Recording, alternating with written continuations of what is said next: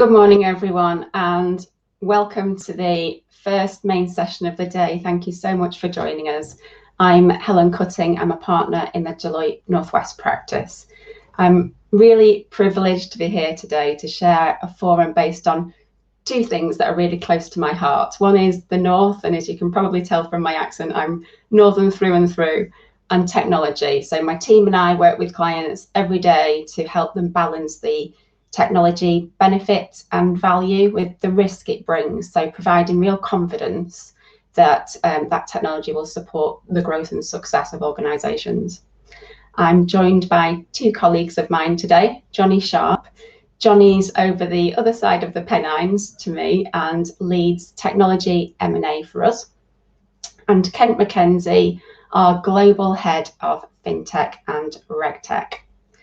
After Jonny and I have shared just a few brief perspectives, Kent's going to run a more interactive session, help wake us all up and really unravel what we mean by disruption. We've got two special guests today, two Northern disruption success stories. We have Bob Brown, the Chief Operating Officer at Emis Group, and Pete Hanlon, the Chief Technology Officer at Moneypenny. They've both very kindly agreed to answer some of our questions and have a chat with me shortly. As we're all now very acutely aware, the world can change overnight. And those who embrace disruption in their sectors, balanced carefully with an eye on risk, are the ones that really thrive. And my experience from working with these organisations is that you can really sense the passion for innovation. I describe it as a hunger for really being the first, for being the one who thinks a bit differently and keeps thinking differently. And it's the building blocks of these organisations that really support that disruptive mindset. They're set up differently. They're set up to keep pace and to change direction. They balance governance and risk with agility, and they really nurture the talent that gives them that difference. And for me, the key is that they create the right environment. And we talk about culture being as important, if not more important, than technology within a digital transformation. But for me, it's more than just culture. It's the DNA that shapes everything about an organisation. And in my world, in a risk advisory team, they adapt to new risks quickly. Jonny, can I hand over to you to share a few perspectives, please? Yeah, that's absolutely fine. Thanks, Helen. That's great, great introduction. I'm delighted to be here speaking at the conference. Before we get into the main section of this morning's agenda, I just wanted to share two slides which give a perspective from our M&A practice as to the sorts of deals that we're seeing in the industry, how disruption is affecting us globally, but how that global impacts are trickling down into the northern region as well. So I'm just going to run through these two slides. So first of all, what are we seeing? What are the global themes that our mergers and acquisitions practice are seeing? Look, we see our mergers and acquisitions business as a really good barometer for the economy globally and locally. And we've seen, in terms of disruption, we've seen three key themes. So first of all, everybody talks about digital transformation, and what does that mean? The phrase has become so colloquial. It means many different things to many businesses, but fundamentally, we see COVID-19, and disruption across the market having changed the way that businesses are going to market. We're seeing changes around the amount of data that's available to corporates, and particularly how corporates are using that data. And as part of that, we are seeing corporates and businesses of all shapes and sizes looking to really understand their customer base in more detail, and then use that to engage with their customers, which has been particularly important over the last 18 months. Has been much less face-to-face contact across the market. And I think what we'd say is, what does digital transformation mean? It can mean anything from IT businesses with support services and managed support, can mean cloud consulting, software implementation. It really does cover, a broad range. But the point is, we've seen transformation across a number of industries as a result of COVID and remote working. The second thing, and part of that, is we've really seen an evolution in how supply chains are managed. So first of all, there's been disruption for the manufacturing sector, where we're seeing wide-scale adoption of robotics, adoption of drones for manufacturing technology and image recognition in particular. And as part of that, the 5G rollout has been really important across those industries, allowing connectivity across the manufacturing floor. And in terms of the service economy, some of the differences that we're seeing there, today is a great example of this. So virtual events, the use of Zoom, the use of Teams, and eventually those will become the use of bots and other associated software. Another real key theme that we've seen. And third, I've put it on the slide there, a sunny forecast for the cloud, but there's a huge industry in cloud migration and moving operations onto the cloud. And linked with that, cloud gaming is a huge growth industry that we've seen. The ability for companies to spin up high-powered servers and deliver content to consumers and to other businesses remotely has been hugely important. And so what does that mean in terms of mergers and acquisitions across the disruptive market, the technology market, as we see here? Actually, despite everything that's gone on over the last 18, 24 months, the technology merger and acquisition market has remained very healthy. And in fact, in half one year to date, we've seen sort of 5.6 billion deals done globally, which is on track for one of the record, if not the record year of technology and disruptive deals done globally. So what does that mean locally? Well, I think largely that's been reflected across the North. So we've seen deal making up nearly 40% across the North versus first half of last year. And a large portion of that has been corporates acquiring other businesses. The themes that we've seen are businesses want to buy other businesses that are disruptive, that expand their service offerings, expand their platform. And we've also seen the ESG agenda become very important as well. We think that's going to continue certainly through the rest of this year and into 2022. And some of the deals that we've been involved in on the right-hand side have really demonstrated this. So, digital marketing, cloud controls businesses. We've seen Emis Group, undertake a number of sort of corporate activity as well, and e-commerce. The transition there. Some of the deals in the top right-hand corner around sort of bricks and mortar businesses, being swallowed up and bought by more traditional e-commerce platforms such as Boohoo and ASOS. And again, we expect that to continue. So I think the key message I'd like to leave you with is, disruption is incredibly important across the corporate market. And at this point, I'm going to pass over to Kent Mackenzie, who's a partner in our risk analytics business. And I think, Kent, I've got a couple of slides which I'll share for you as well. But perhaps if you just want to hand over to you for an introduction to your section. Absolutely, Jonny, and thank you so much. That was wonderful. Good morning, everybody. My name is Kent Mackenzie. So I'm a partner in our risk business. I spend the vast majority of my time with clients and some really exciting businesses in the world of disruptive tech. So it's my job to sort of understand what's going on, have a bit of a finger on the pulse, and help my clients just debunk and demystify what we mean by disruptive tech. So I'm going to attempt to do that in 10 minutes. Here, I'd be delighted to take comments and questions as we go, so please feel free to pile into the comments box. But let me kick off, and I do have a couple of, in time-honored Deloitte tradition, I do have a couple of slides that I'm going to share with you. So maybe if you could chuck the first slide up. So I thought what best to do first was just take a little bit of a canter into what we mean by disruptive technology. Now, apologies, there's a lot of information on this page, but I'll try and just kind of step around it for you. I have a lot of, spend a lot of time with individuals that say to me, Kent, what's going on? Technology has been around for quite some time. The fact that we're now calling it disruptive technology, what does that actually mean? And how do we put a foot on the ball with it? So the way that I try and describe it to my clients and people that I work with is, disruptive technology for me is all about thinking about the advances in technology, in particular advances of late, and how they can be applied to challenges and ambitions. So this is not just about theatre, this is not just about pet projects, thinking about how you actually take some of these technologies and solve some of the challenges of today.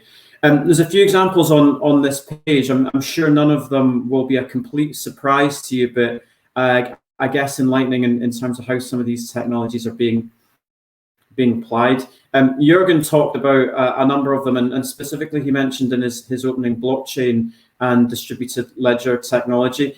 You know, a few years ago, people used to sort of furrow their brow and screw up their face when you talked about blockchain. This idea of a completely distributed network, a single version of the truth, the reduction on many different middle people in the middle of processes was a little bit of a far-fetched theory. Now we actually see blockchain coming to the fore. We see blockchain coming to the fore in distribution and supply chain management. We see blockchain ventures in things like trade finance, for example. And of course, we probably know blockchain best for underpinning a lot of the activity that is starting to happen around cryptocurrencies. So I'll give you a few examples. Cryptocurrencies are now being actively used across places like Starbucks, Whole Foods, and a whole range of other industries that are now accepting cryptocurrency as a denomination of value. You will probably, some of you will probably have seen the regulator scrutiny across crypto, particularly in the US, having quite an influence on fluctuating valuations of some of the better known cryptocurrencies such as blockchain and Ether. But blockchain really and cryptocurrency is starting to come into the mainstream. We're also seeing now other components of value being translated into digital currencies. So the NFT market is growing hugely. A couple of examples where, for example, the Kings of Leon just recently published their latest album, not just in its traditional format, but also as an NFT. So actually converted into a set of algorithmic routines that can be traded and sold as an algorithm. We're also seeing a huge amount of proliferation of AI and I guess the data economy. And again, Jürgen touched on this at the start. So AI and data now truly being used to hyper-personalize the services and products that we interact with. I am told it's very likely that given the profile Amazon have of me, they are already predicting what I am going to buy, and in some cases have already sent items to distribution networks and channels in advance of me actually wanting to buy them. So quite mind-boggling when you think about it, but all through the use of data and how data is being used more effectively to hyper-personalize everything that we do. A couple of examples on the right-hand side here talk about when you think about some of societal challenges in healthcare and care of the vulnerable, technology has a really, really valuable role to play there. Voice analytics and speech analytics is now being used very effectively to detect things such as early onset of dementia or particular symptoms that may alert us to the fact that individuals may be at higher risk of vulnerability or mental health issues. So there are some really noble causes that we can start to think about how we use some of these disruptive technologies to support society more broadly. And before, again, the guys chatted about this in their intro, the pandemic has only accelerated our use and our application of some of these technologies. We'll see this more and more. Of course we will. We're turning our thoughts to how these types of technologies can really, really make our days more productive, make our lives more straightforward, and look after the most vulnerable in society. Slight health warning, though, we've got to think about how we do that ethically and responsibly. So on here, just a few examples of what we see across different organizations starting to really deploy these disruptive technologies. If I can flick on, please, Jonny, I just wanted to call out just a couple of things. And again, apologies for the weight of text in here, but there are three things that I wanted just to call out.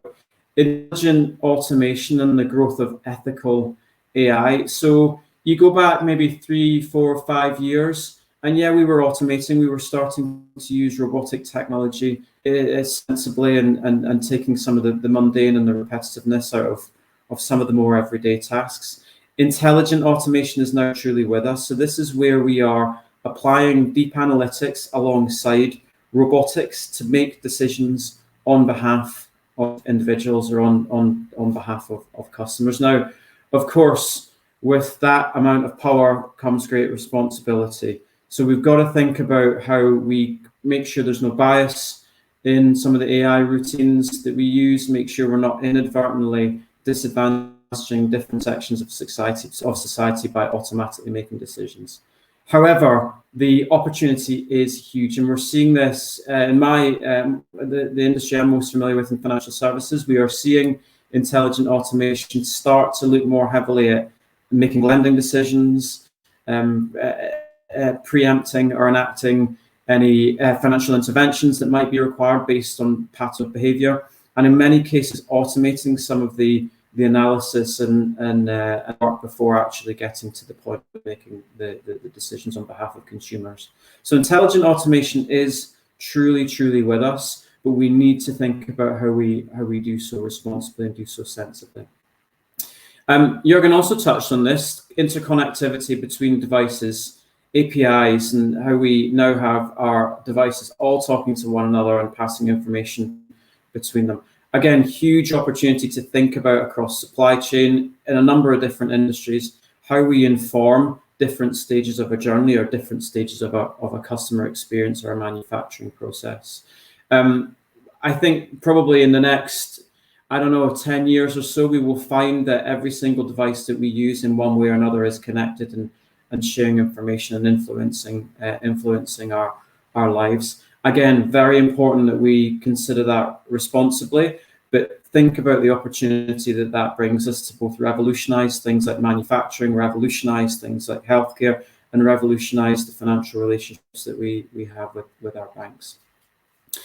The far right-hand side here is just a little note of warning. So as we hurtle towards a digital future, and we down on that based on pandemic, we've got to make sure that we don't create the great digital divide. There is still a huge amount of inequality across some of the developing countries that where we benefit and have the luxury of having a real concentration of access to digital services and disruptive technologies. In some parts of the world, it's not quite so balanced. So as we go about our business, we need to really think about what we do to create that balance and to make sure that a rising tide can raise all ships. So just a slight note of warning here.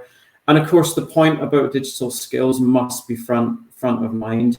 We have a responsibility to pioneer and to forge ahead with what we're doing, but we equally have a responsibility to train and to empower and to build the skills into the next generation. And I'll think a little bit about that just in the next slide. So just a few offerings for us to think about as we move towards this brave new world. So what could the future look like? This is a view that came from the World Economic Forum a little while back. And of course, on the left-hand side here, you'll see a number of really important endeavors that will not be lost on any of us. But when the World Economic Forum thinks about the global risk landscape, there are a number of things in here that are connected to disruptive technologies. So digital power concentration. So again, somewhat linked to the point I made earlier about inequality, making sure that we level up and we balance up for all in relation to the access to skills and capability that's required. Cyber security, cyber attack, cyber threat is huge. I saw the James Bond movie on Friday, and there was a reference in there to the next war that will be fought will be online and through some of these technologies that we are all moving at pace to use. So we need to be red hot on how we make sure that cybersecurity is front of mind and we prevent vulnerabilities in the technologies that we are using. So a few things just for us to remember when we think about the risk. And then, quite frankly, right-hand side, just a few pointers here on some of the things to look out for. There are some really good housekeeping things that we need to think about also. So making sure the right governance is in place, making sure that we're empowering and educating our stakeholders and our communities in the right way, and making sure also we have one eye open on the unintended consequences of getting it wrong. You know, I talked about bias before. I talked about making sure that there's a fairness and an ethical approach to using technology. So whilst it's incredibly exciting, we've got to think about just making sure we disrupt responsibly. So just finally, I wanted to give a view on just what happens when we get this right, and then just a couple of considerations as we move forward. So when we get this right, it's going to be absolutely phenomenal. We can think about increased profitability and revenue. So again, it will not be lost on anybody, but we can really take a significant uptick in how we make our businesses and our lives profitable. Second point on here, which is really, really close to my heart, how we address some of society's challenges, from the climate change challenge we are facing squarely into now, and hopefully doing enough at just the right time, to the health challenges that we face across society, to the leveling of society and making sure that we are appropriately looking after and supporting vulnerable parts of our community. We must think about how we point our disruptive technology into addressing some of those challenges. And the skills point, when we get this right, you know, we can create an absolute digital empowerment across our regions, across our networks, and across our societies. And it's, of course, important to think about data scientists, technologists, developers of the future, but it's equally important to think about the social sciences and to think about some other areas of education that are required to consider how we disrupt sensibly and appropriately. And just a few at the bottom here. So we can look for efficiencies, we can drive efficiencies, we can drive transparency, we can be clear in everything we do using some of the application of these new technologies. And we've got to focus on doing this right, because if we do it wrong, then actually we leave a whole lot of people behind. We don't get the efficiency that we think we can drive for. And of course, we are at the risk of being left behind. So I'll leave you with a couple of thoughts. It's incredibly exciting what's ahead of us. These technologies can allow us to hyper-personalize, can allow us to level up at every level, and they can allow us to drive the efficiency, transparency, and cost challenges that we often feel across our businesses. They are here, they are happening now, and my encouragement is to put your arms around those technologies and go forth and pioneer. My one note my one ask of you is just to make sure we do this collectively, responsibly, we do it ethically, and we think about our responsibility to the next generation to bring their knowledge and capability to where it needs to be for the future. So I thank you very much. I noticed no questions, but very happy to take any thoughts as we go. I hope that's been insightful, and I hope you enjoy the rest of the conference. And I'm going to hand back to Jonny and Bob. Thank you. Thanks, Ken. That was really super. It was great overview. Look, delighted to introduce our next guest. We've got Bob Browner here, who is the Group Chief Operating Officer for Emis Group PLC. Bob, I'm sure he's going to tell you a little bit more about his background, but he's got a stellar CV covering a range of operational roles across the public and private sectors over the last 10, 20 years or so. So we're pleased to hand over to you, Bob. Jonny, thanks very much, and look, welcome to my home, everybody, as well. I mean, we're all now interacting in so many different ways, and that in its own is disruptive, particularly with an experience I had yesterday of 16 miles from Manchester city centre, taking me just over an hour and 3/4 to get in yesterday in the car, which was a delight. But we've all got used to different ways of working, and certainly I have as well. So welcome, and thank you very much for the opportunity of being able to talk to you all today. My background, as Jonny has alluded to, is a little bit unusual in the context of how I started my working career, but also where I've ended up. Predominantly, my life has been based around financial services, having started life on a service desk.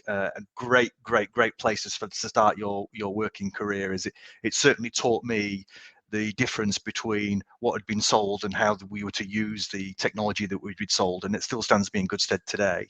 And I often take myself back there as for learnings. But in particular, in my case, spent most of my time in financial services and insurance.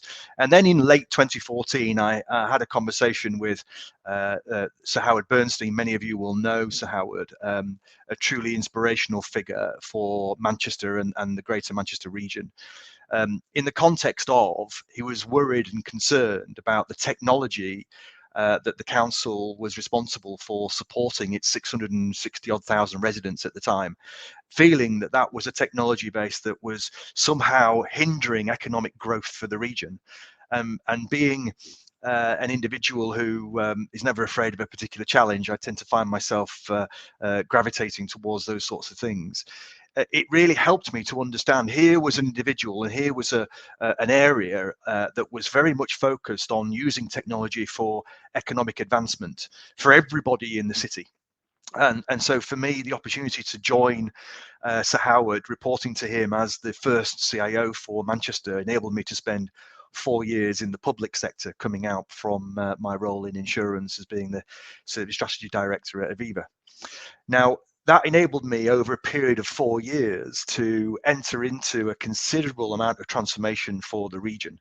And from a personal point of view, being able to be part of attracting Google and Microsoft and GCHQ and HPE and The Loop and others to the region under a defined social value agenda, as well as helping to transform technology services at the council, enabled me to be able to launch the social value agenda along with our political support at the time.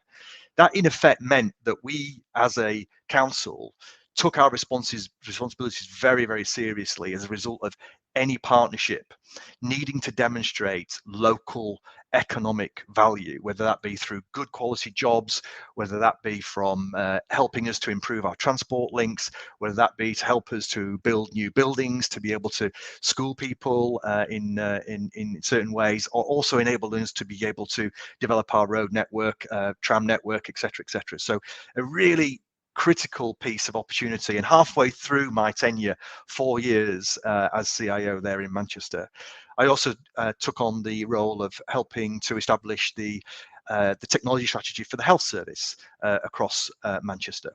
That brought me firmly and fairly and squarely in the eyes of Emis, who are, for many of you, perhaps an organisation that you don't know, but we're the leading technology provider to the healthcare service in most healthcare settings. And I'll explain a little bit more about that in a minute. And it was as a result of some personal things that happened in my life, but also some professional things where I knew that joining up our healthcare sectors was going to be a massive enabling factor to help us with some of the topics that we're discussing today. So I'll talk more about that in a minute, but I just wanted you all to know I've been here at Emis since May of 2019. Thoroughly enjoy my role. I think I've got the best job in the company. Maybe our CEO disagrees, but it's a really important role, and one where I get a sense of, and all the team that we do here at Emis get a sense of how important we are in providing, particularly at the moment, critical technology services to a healthcare system that is massively under strain. More on that in a little bit. Back to you, Helen.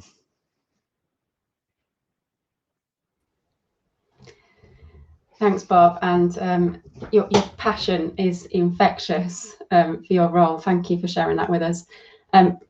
Pete, it's super to have you here. And on behalf of everybody watching, thank you so much for giving us your time. Pete, do you mind doing a similar introduction to yourself and Moneypenny? And then I'll come on to some questions for both yourself and Bob, if that's okay. Yeah, well, I'd just like to start off with saying thank you for having us, and welcome to my virtual world. You've seen Bob's house, now you've seen my virtual background. So my name is Pete Hanlon, and I'm the CTO at Moneypenny. And Moneypenny are the #1 outsourced communication provider in the world. So I'm very proud to be working for this organization. Prior to Moneypenny, in the kind of the 90s, my focus is very much in finance, working in front office trading systems for NatWest, Lloyds, Rabobank, those sorts of organizations. I moved back to the Northwest in 2000, where I joined Auto Trader and eventually became the CTO at Auto Trader. Massive digital transformation, actually cited as one of the most successful transformations from print to digital, as we moved away from a magazine to a fully digital solution. And then moved to Money Supermarket, where I headed up a large-scale digital transformation of that organization, and then moved on to Moneypenny. So I've done quite a lot of transformation work within the Northwest and thoroughly enjoyed it over the last 20 years. But a little bit on Moneypenny. So Moneypenny was founded in 2000, and since then we've grown massively. We have offices in the UK and the US. We employ over 1,200 people, and we're growing. We're currently hiring 200 extra people, so we're growing at scale. We're a top 100 company, and we're a business that's absolutely focused on our people and our culture. You know, we know that if you get the culture right, people are happy, they're motivated, and they're more productive. So it's a really big thing for us as an organization. We double down on that. So what does an outsourced communications provider do is probably a good question. And we act as a trusted partner for our clients. We provide telephone answering services. That's been a lifesaver for lots of organizations during lockdown, lots of businesses as they've moved out of their offices and they've needed somebody to provide that service for them. We handle live chat for people's websites. So when a little box appears at the bottom of a website, then often it's the case that's a Moneypenny PA that's behind that live chat box. That's a massive growth area for us. We have digital switchboards and IVR services, most of which we offered for free during COVID, just to help businesses to get through that difficult time. And we build specialist teams. So if you want to outsource a particular process, then we can do that, and we can set up a team to manage that on your behalf. So as a business, we're pretty unique in that we provide a personalized service, an individual PA, a personalized service to over 21,000 customers who are all different. They all have different sectors, they all have different businesses. So providing solutions to that many customers has meant that we've had to build our own solutions to solve complex problems at scale. You can't buy something off the shelf that does what we do. You just can't do it. And our mantra when building these solutions, and we build this software, is that we create technology that works in synergy with our people. You know, it's about making them more efficient, allows us to build better services, allows our business to scale. It's not about replacing them. So, you know, we use a lot of AI, we use a lot of new technology, but it's all about making it better for our people. And that's Moneypenny. Thank you very much, Pete. Well, we bring Bob back on. If you don't mind if I come to you first, Pete, with a quick question. You have just partly answered this, but why, in summary, would you say that disruption is important in your industry? And I think we're all here today because we think it is important, but specifically for the industry that you're working in at the moment. So, well, the communication industry is constantly evolving. You know, standing still just isn't an option for any business. And, you know, not even during a pandemic. You can't stay still in such a rapidly moving sector. For example, during lockdown, we've seen a seismic shift in the way that people communicate, driven by the mass adoption of video conferencing. You know, solutions like Zoom and Microsoft Teams. You know, and this shift didn't just change the way that people communicate. It kind of changed the expectations of what people should expect or what they feel should be possible from a service like ours. So, you know, so it's from our perspective, you've constantly got to be looking at what's happening in the market and what's happening in the wider world to know how we can service our customers properly. And actually, it comes to an interesting thing that we've done during COVID. So COVID created a real opportunity for us, and we took the initiative to take advantage of that during lockdown, during COVID. So a lot of our customers had adopted Microsoft Teams, but most of our customers don't have the ability for Teams to take telephone calls, and we transfer telephone calls often to businesses. That's a key part of the service that we offer. So the challenge for us was, how do we find a way to transfer calls directly to anybody within an organization to Microsoft Teams, regardless of them having a Teams call plan? Because we know that we've got customers, they don't want to use phones, they don't want to use a mix of voicemail and juggling different ways to be to be contacted. They want a solution. So during lockdown, we took the decision to build a really deep integration with Microsoft Teams. We believe that this is unique in the world. We don't know anybody else is doing this right now in the way that we do it. It allows us to take inbound calls into our Twilio call center and to send those calls directly to somebody over the internet, not through the telephone system, into Microsoft Teams. And so that's an amazing tool. People can use that. We're using the same tools that they're comfortable with. We can transfer calls using Teams. So, I mean, in itself, that's a useful thing. But, in addition, that allows us to use emails to address people rather than telephone numbers, which in itself is a much better way for larger organizations to work. It's not so easy for them to work with lots of different mobile numbers. Emails are much better. We can see if someone's free to call because of presence. So we can not call them if they're busy. We can digitally announce the call and tell them who it is that's calling, give them information about that inbound call. And we can send the call to groups. All of these things you can't do with the telephone. And all of this has come from the fact that COVID presented a gap in the market and an opportunity, and we were able to take advantage of it. So I think you've just got to always be focused on what's that next thing and where do we put our focus, regardless of what's happening in the wider world. Thanks, Pete. I love that we took the time to innovate. We took advantage of the time. That's super. And Bob, I know COVID in a very different way has disrupted your market, but why again is disruption important for your industry? Well, firstly, a disclaimer: Moneypenny are a key partner of ours, so I think that's worth a shout out just to say that, Pete. Thanks very much for all your help and support from your team there.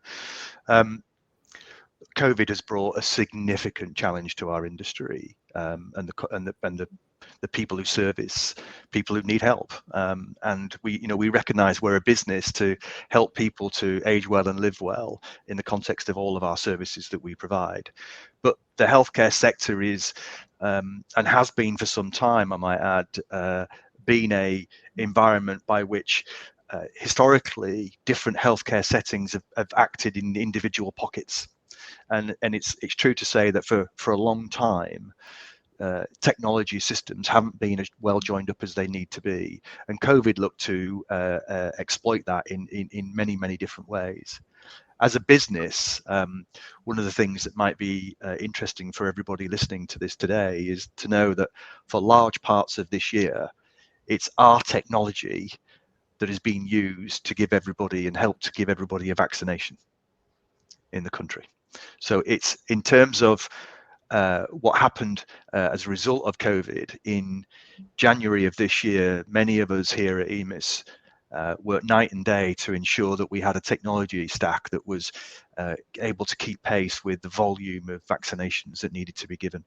And that's something we're immensely proud of. I sit here with my mobile phone and my technology databases that I've got access to, and I can see every hour how many vaccinations are being given out across the country. That is one factor that enables us to be able to join up the different healthcare settings. So from a COVID vaccination platform all the way through to the GP platform, those technologies are now joined together in a much, much better way than they ever were before. But there's lots of other different care settings as well that we have to take into account. A&E systems, acute platforms, community pharmacy, hospital pharmacy systems. These are all different platforms that require us to be much, much better joined up to enable us to ensure that we take away the pressure that as a patient you feel of being the only one that truly knows your entire healthcare record. And all too often have we seen relatives and family and friends who have to take specialist treatment outside of perhaps their immediate locality and need to explain why they're there when they get to that first appointment and repeat themselves. What is your medical background? What is your history? Because information hasn't been as well shared as it needs to be. And we've taken great pride in ensuring that what we can do as a business, we've looked to do to better enable our NHS Digital and NHS England colleagues in a way that enables us to be able to do our part in joining up the ability to be able to provide a better integrated healthcare platform. And that's critical. In addition to what I've just said, for us, we just took the choice of saying, look, we're not looking here at making a commercial book out of something. We recognize that you couldn't get to see a doctor, and in fact, it's still difficult now, as we all know. So we enabled us to be able to give free our video conferencing facility for GPs to be able to use, or healthcare professionals to be able to use, and we enabled that situation in a matter of days for people to be able to start to have at least conversations face to face, even if they weren't able to be in the same room, perhaps for diagnostics, perhaps for counselling or other reasons. So you can see that there's a big change, as Pete alluded to video and voice interaction in the healthcare sector, and I think that's largely helped to transform a generational gap actually that's taken. With traditionally, if you want to see your GP, you ring the surgery on a Monday morning, you're lucky if you get through and you get an appointment. Maybe it's for that day, maybe it's for later on in the week. Now, that ability to be able to have an interaction with a medical professional is different than it was a year ago, 2 years ago. And I think COVID has helped us in an ironic way to be able to transform our sector. There's a whole bunch of other things that we've done also internally, which we can talk about later. But we're very proud of our work. We're very pleased with the nature of how our technology is working, and we continue to look to invest in that to see what more we can do at pace. And that's critical when we consider what is now required from a healthcare sector. It's very, very different now than it was. Thank you, Bob. And from my personal perspective, it's been incredibly interesting looking at how the private and public sector come together and the benefit and the intersection that's delivered, particularly over the last 18 months. Yeah. I guess next question, maybe back to you, Pete, about how do you balance what your organisation does today and providing clients with what they need and the services today versus focusing on what you want to provide in the future and being disruptive in your industry and that future focus. How do you weigh those two things up? So it's a difficult balancing act for sure. But for me, it's about making informed decisions.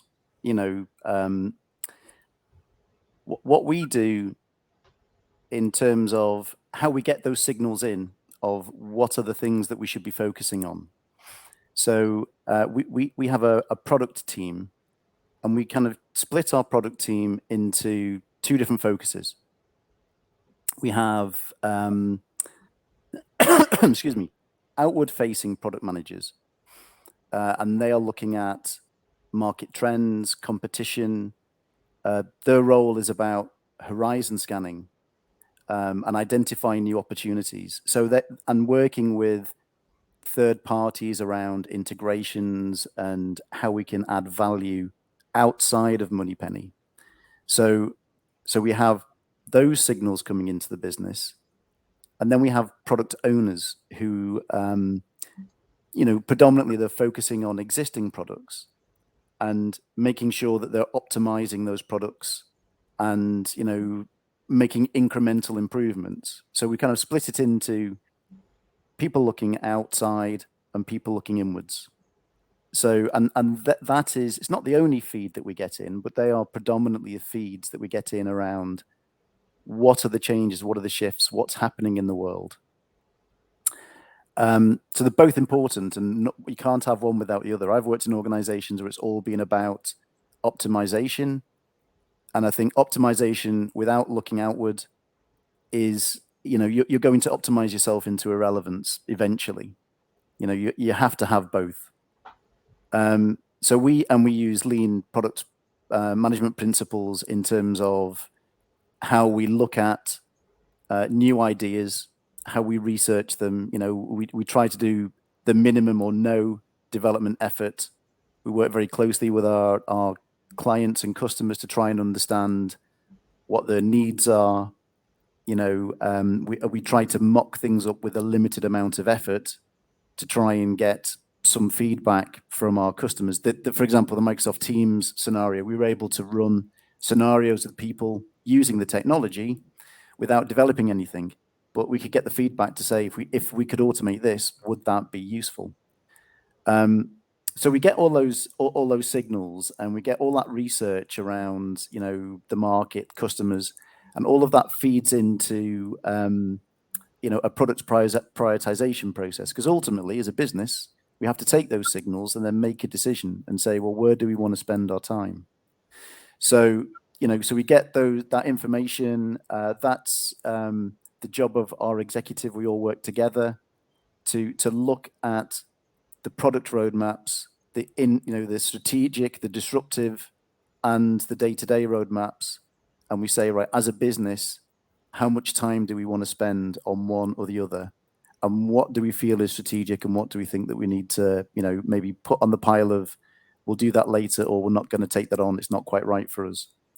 So I don't think there's a magic ratio. I don't think there's an easy way to say it's 10% this, it's 20% that. I don't think, for me, it's not about having R&D teams that are special people that go away and do all the special stuff, but it is about getting the signals right, getting that information flow so you can make informed decisions about what's best for the business. Thanks, Pete. And we're nearly out of time. So Bob, just to come back to you for one very quick question. How do you see your market being disrupted in the next few years? Just your top maybe couple of ideas. Yeah. Well, look, from a point of view of every employee that we have is also a patient of some description. So we also consider everybody who works in our environment, how we use our environments, and how businesses are operating in the use of their facilities in the future is something you have to keep in mind, and you have to keep evolving. But as far as the market is concerned, I think more integration is going to come. I think the use of data analytics is going to grow substantially in being able to help us move from a reactive care setting into a proactive care setting. I think there's enormous opportunity in social care. I think there's enormous opportunity in technology-enabled care to help people to be able to live better lives at the place that best suits them, which often is at home or with loved ones, rather than in care settings. Perhaps more on that later. But in the context for us, I think we also need to consider that the UK is part of a healthcare setting that is, frankly, is global. And from us at Emis here, our ability to be able to grow through partnerships, through M&A, and through organic growth is a big agenda for us here at Emis, and enabling us to be able to provide better integrated care no matter where you are in the world could be a real ambition for us all to consider how that might play out over the next 2 years. But our analytics platform in particular is really driving proactive healthcare decisions, and that's really exciting. Thank you. I'm afraid we're out of time, and I think it is coffee time for everybody. Thank you to everyone for joining this session. A massive thank you to all of our speakers. And if anybody would like to continue the conversation, please do get in touch. The next session is led by Sticky Eyes. It starts at 10:30, enough time to grab a quick drink, and I'll see you all there. Thank you.